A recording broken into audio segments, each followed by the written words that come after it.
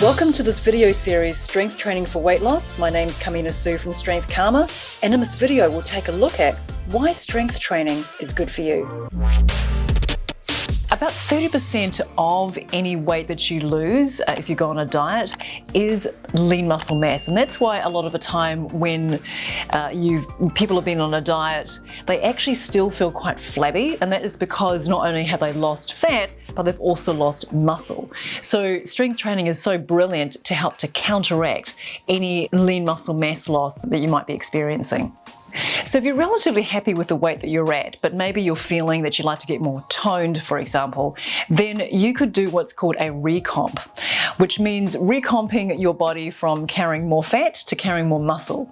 And a recomp is totally doable. With strength training, you are going to be able to change up your body composition from carrying less fat into carrying more muscle. So what's going to happen is that you probably won't weigh that much less because muscle is actually heavier than fat, but what will happen is that you'll dramatically change the look of your physique. So with recomping, you want to be thinking about eating at least 1 gram of protein per pound of body weight, and that can be from animal sources such as tuna, chicken, lean meats. You can also go vegetarian with like legumes, beans, tofu, tempeh and things like that. But just be aware that you may have to eat slightly more calories if you are using vegetarian sources of protein. But it's totally doable to get all of your protein from vegetarian sources. And your diet does not have to be perfect. Even if you eat more healthily 60 to 70% of the time, then you're still going to get really good results, because the idea is that you want to stick with this way of eating instead of trying to be perfect for like 3 weeks and then going back to eating how you were. You want to be eating as healthily as you can for the longest period of time. Okay, you guys, so very, very important point here to remember is if you do need to lose a lot of weight, you do need to be in a calorie deficit. So very often people think, oh, I'm going to be doing some exercise, therefore I can pretty much eat what I want. Unfortunately, that's not the case, and it's also a really inefficient way to lose weight. It's a much more effective way to lose weight to have an intelligent calorie deficit. And what I mean by intelligent is that you are not being so restrictive and you're eating like maybe 800 calories, 1,000 calories a day, or maybe you're just having like green smoothies or something like that. That is actually setting yourself up for failure, because it's so difficult to stick to these really restrictive diets, and your energy levels will just be going up and down like crazy, and then what's going to happen is that you won't want to lift anything because you don't have the energy. So I would think about having a calorie deficit of about 300 to 500 calories less per day. Now that brings me to my next point. Many people have no idea how many calories they're eating, which is actually probably quite a healthy thing, but if you're in the game to lose weight, you actually do need to know. There are 2 ways to approach this. The first way is to use a diet tracking app such as My Macros Plus. What's really cool about a tracking app is that it will tell you the macro breakdowns of protein, carbs and fats of every single food, and when you know that, it will give you a really good idea of how much you're eating, and it just calculates it all for you. Now when you're starting your tracking, make sure that you're not changing anything that you're eating. I would do this for about 3 to 4 days. Don't change anything that you're eating and just note it down in the app.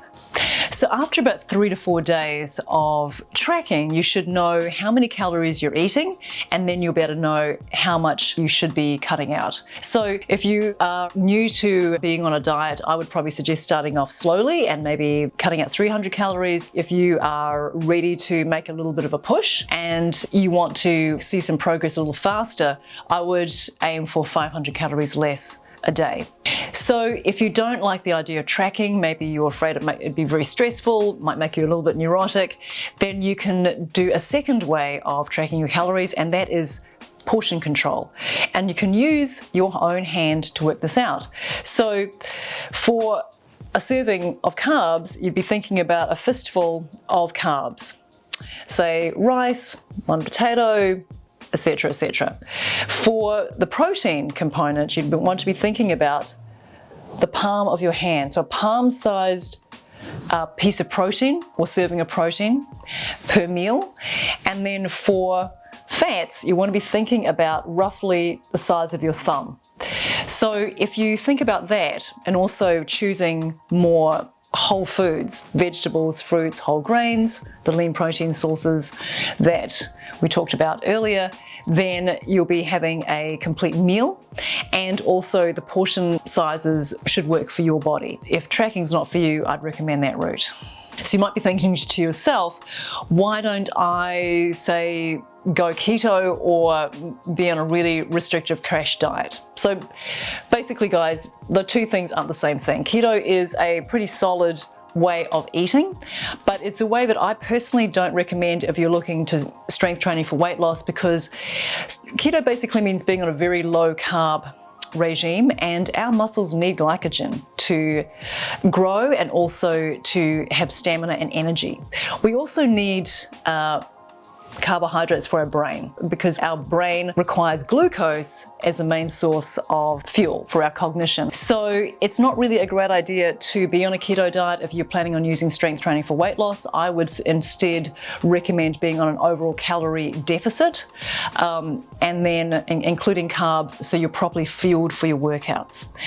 Definitely not recommend a crash diet, because the chances of rebounding are very, very high, and then you'll just go into, it's very easy to slip into a cycle of dieting, crashing out, and then putting on more weight than you did before, and then repeating the whole cycle again.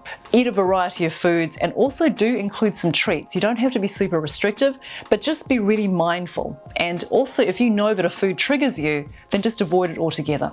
Okay, don't place yourself in a position where it's an uphill battle. Make it as simple as possible. Simplest route is to eat more fruits, more vegetables, quality lean protein. These foods fill you up, and that'll increase your chances of long-term success with all of this.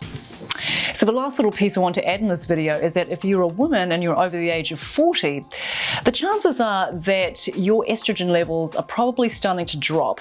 That's what happens as we reach perimenopause and we reach menopause.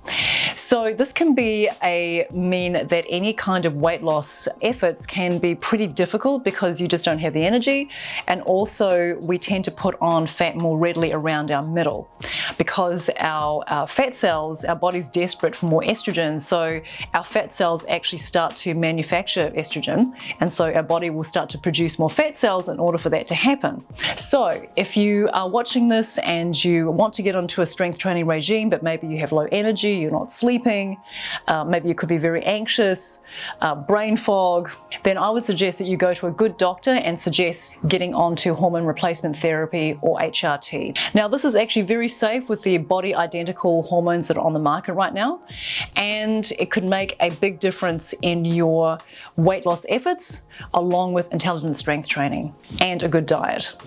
All right guys, so now let's get into the strength training itself.